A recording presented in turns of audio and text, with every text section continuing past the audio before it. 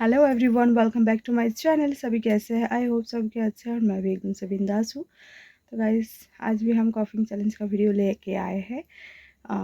तो चलिए थोड़ा सा कॉफिंग चैलेंज का वीडियो हो जाए।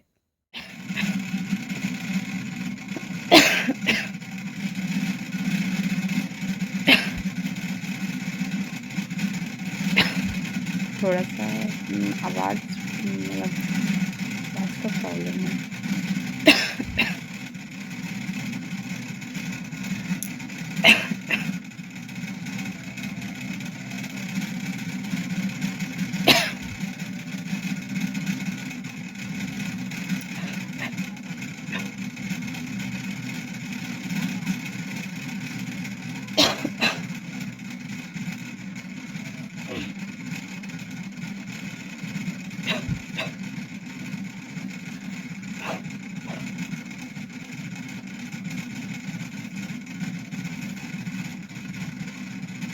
खांसी तो मतलब कॉफिंग तो होता ही रहता है।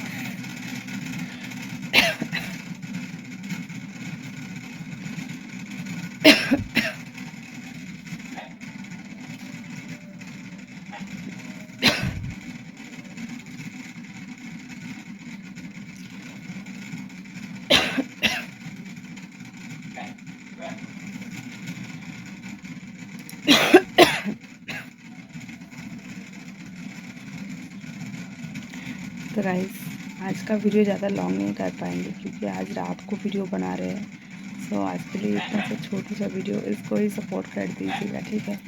बाय, मिलते हैं नेक्स्ट वीडियो के साथ। तब तक के लिए